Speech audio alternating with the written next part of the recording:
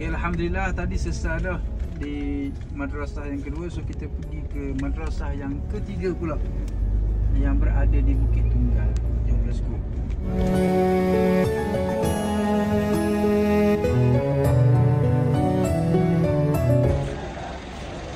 Okay, Alhamdulillah jam menunjukkan 7 petang.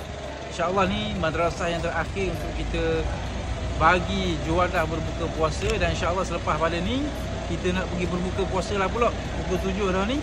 So terima kasih banyak kepada seluruh penyumbang, muslimin muslimat. Mudah-mudahan ianya menjadi amal soleh untuk kita bawa bertemu dengan Allah Subhanahu Wa Taala.